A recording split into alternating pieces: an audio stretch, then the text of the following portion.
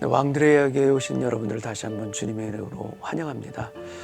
오늘 나눌 말씀은 호렙산에 있는 그 동굴 안에서 나온 엘리야가 하나님의 말씀을 세미한 음성을 듣고 회복하는 과정을 통해서 어떻게 구체적으로 하나님께서는 또 마지막에 그렇게 사명까지 주시면서 그를 다시 회복시켜 주시는가, 이 부분을 엘리야의 관점과 하나님의 관점에서 우리가 한번 살펴보기를 원하고요. 우리의 눈앞에 보이지 않는 것이 있다 할지라도 하나님께서는 일하시고 계시는 분이시라는 것을 깨닫는 엘리야, 그 엘리야의 모습을 통해서 우리도 또한 함께 회복되어지고 일어설 수 있는 이 시간 되기를 또 원합니다. 기도하겠습니다. 아버지 하나님, 하나님의 광대하심과 우리 신앙의 신비를 우리는 인정하지 않을 수가 없습니다. 상식으로 역사하시는 분이 아니시고 세상의 관점으로 일하시는 분이 아니신 것을 우리가 머리로는 알지만 삶의 현장에서 그것을 인식하지 못할 때가 참 많습니다. 그러나 믿음은 우리에게 여전히 신비인 것이고 세상이 볼 수 없는 것을 볼 수 있도록 우리 눈과 귀의 지평을 열어주는 것이 아버지 하나님을 신뢰하고 믿는 그 믿음이라는 것을 다시 한번 고백하는 이 시간 되기를 원합니다. 그리하여 회복의 그 길을 엘리야가 걸었던 것처럼 우리에게도 영적인 침체로부터 회복되어지고 다시금 사명자로 설 수 있는 그 자리까지 세워지는 그 은혜를 우리 모두에게 허락하여 주옵소서. 예수님의 이름으로 기도합나이다. 아멘. 오늘 성경 말씀은 열왕기상 19장 15절에서 18절까지 말씀 제가 봉독합니다.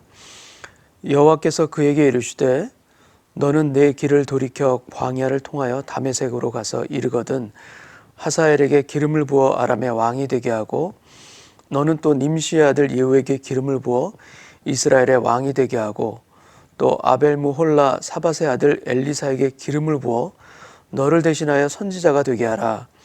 하사엘의 칼을 피하는 자를 예후가 죽일 것이요 예후의 칼을 피하는 자를 엘리사가 죽이리라. 그러나 내가 이스라엘 가운데 7,000명을 남기리니 다 바알에게 무릎을 꿇지 아니하고 다 바알에게 입맞추지 아니한 자니라. 아멘. 오늘의 말씀은 이제 엘리야가 회복되어지는 과정을 우리가 계속해서 이제 보지 않습니까? 그 부분을 이렇게 정리하는 의미로 또 오늘 제가 말씀을 나누기를 원하고요. 제가 여러분께 한 가지 질문 드리고 싶은 게 무엇인가 하면 우리가 삶을, 우리 인생을 바라보는 관점이 무엇인가라는 걸 한번 제가 질문을 드리고 싶습니다. 우리는 인생, 우리의 삶을 어떤 해결해야 될 문제로 바라보는가, 아니면 신비로 바라보는가, 바로 이것입니다. 물론 이제 문제라고 바라볼 수밖에 없는 상황들이 참 많이 있죠. 그래서 해결해야 될 것들이 많고 참 번거롭고 힘든 그런 삶의 문제들이, 고뇌의 그런 삶의 문제들이 참 많은 것 사실 아닙니까? 근데 그렇게 문제로 삶을 바라볼 것인가, 아니면 어떤 신비한 것으로 경험되어져야 할, 체험되어야 할 그런 신비로 우리가 바라보는가, 이것을 한번 여러분께 한번 질문 드리고 싶습니다. 우리가 우리의 인생을 어떤 해결해야 될 그런 문제라고 바라본다면 우리의 삶은, 우리의 인생은 숙제일 것입니다. 숙제와 같게끔 느낄 것이죠. 모든 것이 숙제해야 되는 그런 마음으로 해결해야 되는 그런 삶일 수도 있습니다. 근데 그것이 아니라 내가 다 이해할 수 없고 내가 다 깨닫지 못하지만 무언가 나를 도우시고 역사해 주시고 주관해 주시는 신비의 힘이 내 인생 가운데 있다. 그리고 그것이 있다라는 것을 인정할 뿐만 아니라 나는 그 신비를 누려야 한다라고 생각한다면 우리의 삶이 많은 부분에 있어서 참 달라질 것입니다. 어떤 부분에서 달라지는가? 내가 모르고 있는 부분, 내가 할 수 없는 부분, 내가 불가능이라 여기고 있는 부분과 내가 전혀 알 수 없다라고 여기는 그 무지의 영역에 있어서도 우리는 기대할 수 있습니다. 그 상황에서도 우리는 소망할 수 있습니다. 왜? 신비한 일이 일어나니까. 그리고 신비의 영역에서 일하시는 분, 그분은 주관하시는 분은 바로 나의 아버지이신 하나님이시다라는 것. 이렇게 우리가 인생을 바라본다면 우리 인생의 많은 것들이 달라질 것이 분명합니다. 우리가 살아가다 보면은 우리의 기대를 저버리는 일들 얼마든지 일어납니다. 예기치 않은 절망과 불행한 일들 일어나는 거 맞습니다. 근데 그런 상황에서 우리는 희망을 버릴 수가 없습니다. 왜냐하면 하나님께서 일하시고 하나님께서 살아계시기 때문입니다. 우리가 볼 수는 없지만, 우리가 육성처럼 들을 수는 없지만 하나님은 살아계시고 분명히 그 하나님은 나를 위해서 일하시고 예배해 주시는 분이시다라는 것을 우리가 믿는다면 우리에게 희망은, 어떤 상황에서도 희망은 결코 우리를 떠나지 않게 됩니다. 엘리야는 아주 놀라운 권능을 가지고, 하나님의 권능을 가지고 바알 선지자, 아세라 선지자랑 맞서 싸웠고 이겼고, 그 다음에 3년 반의 가뭄을 끝내는 비를 내리는 놀라운 일을 그는 체험했던 사람입니다.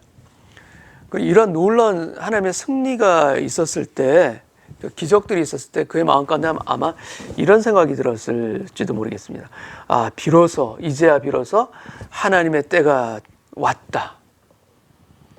하나님의 통치하고 하나님의 승리하는 그런 때가 왔다라는 이런 것을 아마 기대했을 수도 있을 것입니다. 그런데 그의 기대와는 전혀 상반된 그런 삶의 현실들이 일어나지 않습니까? 이세벨이 오히려 죽이겠다, 그리고 협박합니다. 그리고 협박을 받고 그는 낭만가야인데, 아마 승리의 놀라운 체험이 있었기 때문에 그 이후에 이세벨의 그런 협박을 들었을 때 더 그는 철저하게 쓰러졌던 것이 아닐까. 기대가 있었는데 그 기대를 완전히 저버리는 이 현실이 일어났기 때문에 그는 보통의 그라면 능히 이길 수 있는 그런 사건들을, 그 일들을 지금은 전혀 이기지 못하고 그는 철저하게 무너지고 오히려 낭망했던 것이 아닐까라고 싶습니다. 그래서 로뎀나무에 쓰러진 그를 하나님의 천사가 와서 그를 어루만지고 그를 회복시켜 주시며 하나님의 삶 호렙으로 가게 하셨고, 거기서 하나님께서는 그를 대면하시며 그와 말씀하시지 않습니까? 거기서 엘리야가 얘기합니다. 나만 남았다라고 얘기하는 것이죠. 자신의 신세 한탄을 하는 것입니다. 그리고 그곳에 큰 바람이 불고 지진이 일어나고 또 불이 내릴 때 그의 마음 가운데는 이렇게 놀라운 기적과 같은 일들로 다시 하나님께서 다시 하나님의 때를 이르게 하실까? 이런 기대를 잠시 가졌을지도 모르겠습니다. 그러나 성경은 분명하게 말씀해주고 있지 않습니까? 그 바람 가운데 하나님께서 계시지 아니하더라. 지진 가운데도 하나님께서 계시지 아니하고 불 가운데도 하나님께서 계시지 아니하더라. 그런데 그 이후에 세미한 음성 가운데 하나님께서 계셨고 하나님께서 그에게 말씀하십니다. 근데 여러분, 이 사건들을 가만히 한번 보십시오. 이 사건들을 가만히 보면 엘리야가 가졌던 그의 생각들과 그가 가졌던 평상시의 모습과는 전혀 상반되는, 완전히 그의 생각들을 뒤집는 반전의 모습을 지금 하나님께서는 그에게 보여주고 계십니다. 엘리야는 어떤 사람인가? 어떤 사람보다도 하나님의 기적을 많이 경험했던 사람입니다. 병자들을 고쳤을 뿐만 아니라 그 다음에 사르밧 과부의 그 기름과 그 가루가 마르지 않게끔 하나님의 기적을 그가 체험했죠. 그것을 넘어서서 그 아들이 죽었을 때 아들이 다시 살아났던 그런 놀라운 그 기적들, 엄청난 기적들을 경험했던 사람이 바로 엘리야 아닙니까? 근데 그런 엘리야에게 기적과 같은 사건들을 통해서 하나님의 일들을 경험했던 그에게 하나님은 오히려 그것과는 정반대되는 모습으로 세미한 음성으로 그에게 나타나셨습니다. 그가 기대했던 모습과는, 그가 생각했던 그런 모습과는 반대의 모습으로 하나님께서 그에게 나타나셨고, 그리고 그에게 세 가지 명령을, 오늘 성경 말씀 읽었죠.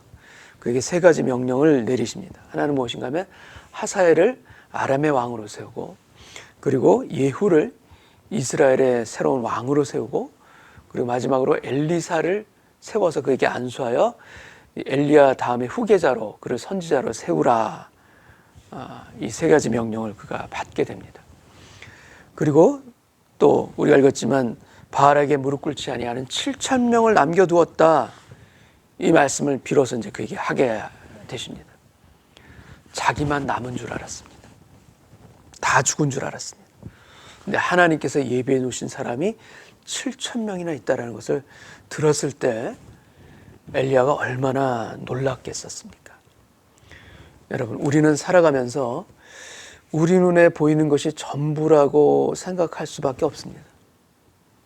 머리로는 아니라고 생각할지 모르지만 실제로는 우리 눈에 보이는 것이 전부인 것처럼 우리 살아갈 때가 얼마나 많습니까? 왜냐하면 우리는 육체의 한계, 물질의 한계를 가진 존재이기 때문에 우리 눈에 보여지고 우리가 느껴지고 듣는 것에 그렇게 바운더리 안에서 우리는 생각할 수밖에 없는 그런 한계가 있는 존재가 바로 우리 인간이기 때문입니다. 근데 하나님께서 어떠한 분이신가? 우리의 생각을 초월하십니다. 우리의 생각을 넘어서십니다. 우리의 세상의 관점을 완전히 넘어서셔서 우리가 바랐던 것보다도 더 크고 놀랍게 준비하시는 분이십니다. 이러한 하나님을 우리가 만나야 합니다. 이러한 하나님을 우리가 깨닫고 인정해야 합니다. 지금 엘리야에게서 필요한 것은 무엇인가 하면 그가 가졌던 낭만과 절망의 원인들에 대해서, 그 문제들에 대해서 하나하나 조목조목 하나님께서 설명해 주시고 해설해 주는 것이 그에게 필요한 것이 아닙니다. 그는 그것을 원했을지도 모릅니다. 그러나 하나님께서는 그렇게 역사하지 않으십니다. 하나님은 설명으로 역사해 주시는 것이 아니라 하나님께서는 이 상황 가운데 어떻게 엘리야에게 역사해 주시는가? 눈에 보이는 것이 없다 할지라도, 귀에 들리는 것이 없다 할지라도 너는 여전히 하나님을 신뢰하고 믿고 있느냐라고 지금 하나님께서 질문하고 있는 것입니다. 모든 하나님의 선지자가 다 죽은 것처럼 보여지는 그 현실 가운데도 너는 여전히 이때에도 하나님을 신뢰하며 하나님은 살아계시고 역사하심을 너는 믿을 수 있느냐? 이것을 하나님께서 지금 엘리야에게 묻고 계시는 것입니다. 어떤 인생의 문제의 관점으로 바라보느냐, 아니면 우리가 경험하고 체험해야 될 신비의 관점으로 바라보느냐, 다릅니다. 문제의 관점, 해결해야 될 숙제의 관점으로 바라본다면 우리는 낭망할 수밖에 없습니다. 절망입니다. 왜냐하면 우리 한계, 우리가 보고 듣고 느끼는 한계가 분명히 있기 때문에. 근데 그것이 아니라 하나님은 내 눈으로 보여지는 것을 넘어서시는 분이시고 하나님의 일하심과 준비하심은 나는 나 혼자인 줄 알았는데 하나님께서는 7,000명을 남겨주셨다는 이 놀라운 일들, 이 하나님의 신비를 너는 믿고 있느냐? 보이지 않아도 믿고 신뢰할 수 있느냐? 내 눈에는 전혀 변화가 일어나지 않는다 할지라도, 아니 그것을 넘어서서 상황이 더 나빠지고 오히려 미래가 없다라고 느껴질 만큼 그렇게 암울해 보일지라도 너는 여전히 하나님이 살아계심과 일하심을 믿고 있느냐? 지금까지는 어떤 가능성이 있어서 내가 하나님을 믿고 신뢰했다면, 아니 그것을 넘어서 가능성이 보이지 않을지라도 너는 하나님을 신뢰할 수 있느냐? 여러분, 우리는 언제든지 하나님을 신뢰해야 된다는 것을 배워야 하는 존재입니다. 근데 그것을 언제 배울 수 있습니까? 상황이 형통할 때 그것을 배울 수가 있습니까? 전혀 배울 수가 없습니다. 그럴 때 우리는 눈에 보이는 것으로도 충분하기 때문에 그러한 하나님을 배울 수가 없습니다. 언제 우리는 하나님의 신비를 깨닫고 배울 수 있느냐? 낭만 가운데 있을 때. 우리 눈에 볼 때는 전혀 아무것도 보이지 않은 그때 비로소 우리는 하나님의 신비를 깨닫고 배울 수가 있는 것입니다. 우리는 하나님의 일하심을 믿고 감사를 배우고 고백해야 합니다. 전혀 그렇지 않은 상황에서라도 우리가 원하는 대로 되어지지 않는다 생각하게 될 때에도 우리는 여전히 그래서 결단해야 되는데, 어떤 결단해야 되는가? 하나님이 일하시고 계시다. 우리 스스로 마음으로 결단하며 아울러 그러한 하나님께 우리는 감사하기로 결단해야 합니다. 하나님은 우리가 이 믿음의 신비를 깨닫기를 원하십니다. 이것은 믿음으로 볼 수 있는 세계입니다. 상식으로 볼 수 있는 세계가 전혀 아닙니다. 하나님을 끝까지 신뢰하고 믿을 수 있는 것, 믿음을 통해서 볼 수 있는 하나님의 세계인 것이고, 그리고 믿음으로 결단하는 이에게 보이는 세상은 전혀 다릅니다.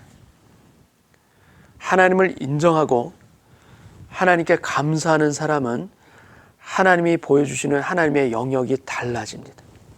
우리의 시선이 세상이 아니라 우리의 시선이 하나님의 세계까지 확장되기 때문입니다. 눈으로 볼 수 있는 것은 아니지만 우리의 영의 눈으로 보여지게끔 하나님께서 우리의 마음에 역사해 주시고 하나님께서 우리의 심령 가운데 세미한 음성으로 들려주시는 것입니다. 그래서 우리가 새롭게 결단하며 다시 이 시간 우리 오늘 예배 가운데 우리의 마음을 다짐해야 될 것이 무엇인가 하면, 하나님이 계시지 않는 것처럼 보여지는 그때라도 나는 하나님이 살아계심을 고백하겠습니다. 하나님의 신비를 여전히 신뢰하겠습니다. 라는 그 고백과 결단이 우리 가운데 살아있기를 원합니다. 하나님은 어떠한 분이신가? 신실하신 분이십니다. 그 약속하신 바를 반드시 이루시는 분이시고 그 성실하심 그대로 역사하시는 분이 바로 하나님이십니다. 하나님께서 우리에게 어떻게 약속하시는가? 너를 결단코 버리지 않겠다고 약속하셨습니다. 이 약속이 있기 때문에 우리 삶의 현실은 우리의 기대를 꺾는 일이 일어난다 할지라도, 내가 바랐던 일들이 일어나지 않는 좌절의 상황 가운데 있다 할지라도 하나님은 나를 버리지 아니하신다는 약속을 주셨기 때문에 하나님을 믿고 신뢰할 때 우리는 하나님의 세계를 볼 수 있어요. 그 상황에서도 여전히 감사할 수 있는 것입니다.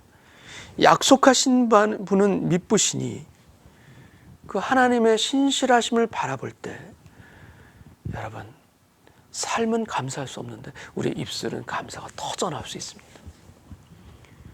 이것이 믿음의 힘이고요.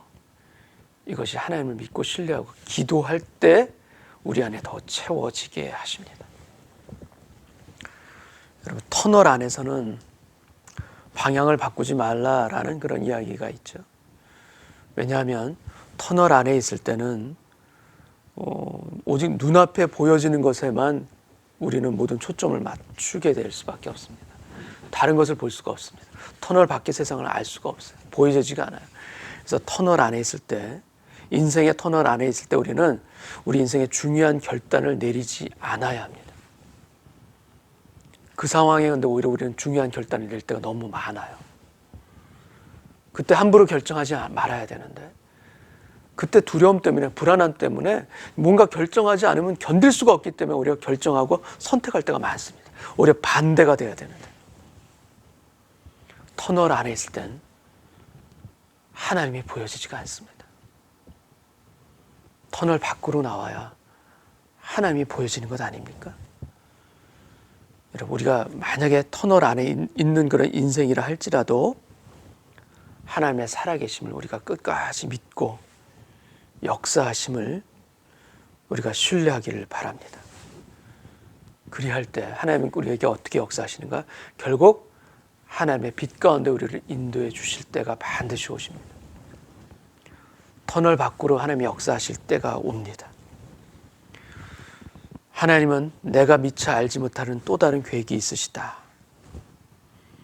그 인생의 신비를 우리 삶의 영역 가운데 우리가 그대로 두기를 바랍니다. 그 하나님의 신비가 나에게 너무나도 놀랍습니다. 하나님의 뜻과 계획이 얼마나 놀라운지요. 이것도 믿음이고요. 이 믿음이 우리 삶의 많은 것들을 바꾸게 하실 줄 믿습니다. 사람은 우리 스스로 무엇을 하면서 살아가야 될지 우리 미처 모를 때가 너무나도 많이 있습니다.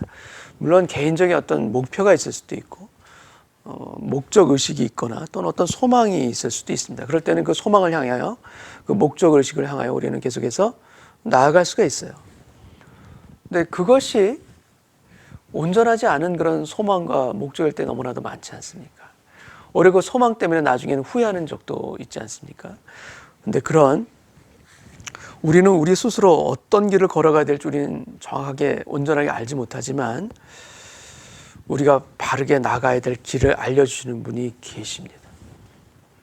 내가 걸어가야 될 길이 있다는 것을 계시해 주시는 분이 계십니다. 그 길이 바로 우리에게 있어서는 소명인 것이고요. 그 길이 바로 우리에겐 사명인 것입니다.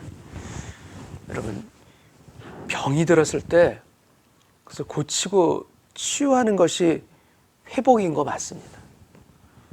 근데 하나님은 단순히 우리가 이렇게 아플 때, 병이 났을 때 거기다 약을 발라주고 치유해 주시는 것으로 회복시켜 주시는 분이 아닙니다.